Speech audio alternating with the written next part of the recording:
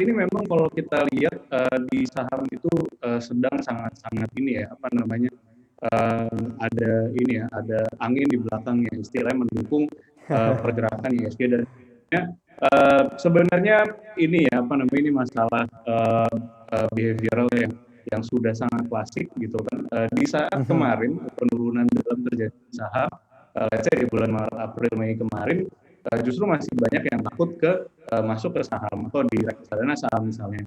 Tapi justru di saat sudah mendekati level previous high seperti sekarang, animonya itu justru baru terbangun sangat-sangat tinggi gitu ya.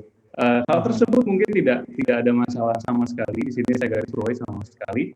Jika memang trajektorinya semua yakin bahwa let's say bukan hanya akan kembali ke previous high di sekitar 6.500, 6.600, tapi masih bisa terus ke let's say 7.000. Tapi sekarang kondisinya kalau kita lihat masih ada cukup banyak uncertainty seperti yang tadi sempat Mas Daniel bicarakan di awal sesi.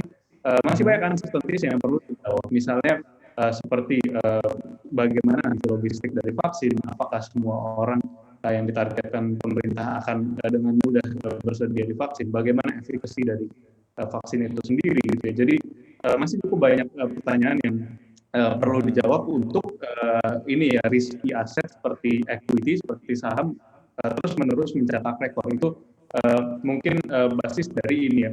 Kalau kita lihat saat ini mungkin animo dari perusahaan sukuk dan obligasi itu agak melemah sedikit, tapi sebenarnya kalau kita lihat misalnya dari jumlah bid yang masuk di lelang sukuk terakhir hari ini itu meningkat dari sebelumnya, kemudian lelang yang cukup banyak masuk, maksud saya bid yang cukup banyak masuk itu di tenor-tenor yang sangat panjang sekitar 26 tahun.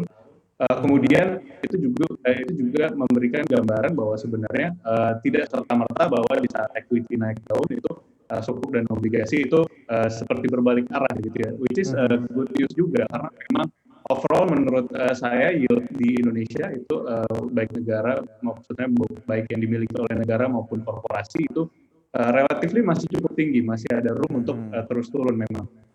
Baik, ini kalau dilihat dari sisi yield, kebetulan disinggung oleh Mas Dimas, ini seberapa menarikkah yield daripada sukuk ini utamanya ya di mata para milenial dan juga generasi Z ini supaya mau terlibat atau tergabung juga dalam investasi dengan sukuk begitu Mas Dimas? Oke, ada beberapa hal yang perlu kita bahas ya. Pertama mungkin kalau kita lihat saat ini suku bunga yang ditawarkan oleh perbankan, misalnya untuk deposito syariah, itu terus-menerus turun memang. Bahkan kalau kita tahu reference rate kita diturunkan lebih dari 100 basis tahun ini, justru banyak perbankan yang depositonya kalau kita lihat atau deposito syariahnya bagi hasilnya ekuivalen dengan interest rate itu bisa dikatakan turun lebih dari tadi lebih besar dari reference rate diturunkan di tahun ini. Jadi memang opsi lain dari investasi yang cukup aman tadi misalnya deposito atau deposito syariah itu returnnya bisa dikatakan sudah ini ya sudah turun terlalu banyak. Jadinya ditambah dengan saat ini banyak yang membicarakan bahwa karena ada tambahan waktu, misal dengan bukannya saya mengatakan kalau WFH itu waktu bekerjanya berkurang ya, tapi memang kita jadi cukup banyak yang ini ya ada tambahan waktu dari tidak adanya commute antara rumah ke kantor, misalnya tadinya 1-2 jam di ini ya commuting itu.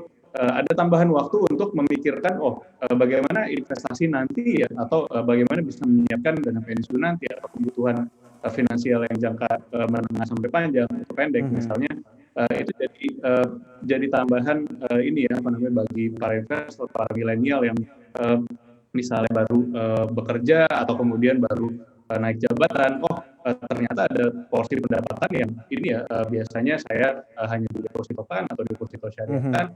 Ini ada beberapa opsi lain yang mungkin butuh research, butuh effort sedikit lebih banyak, tidak sesimpel terbang kemudian tanda tangan sertifikat deposito dan lain-lain, tapi perlu kira-kira kalau sukuk itu prospeknya seperti apa, kemudian imbal hasilnya sebesar apa, itu yang kalau kita lihat dari ini menarik sekali. Jangan lupa untuk install aplikasi CNBC Indonesia di App Store dan juga di Play Store untuk terus mengikuti informasi dan berita terkini terkait ekonomi dan juga bisnis.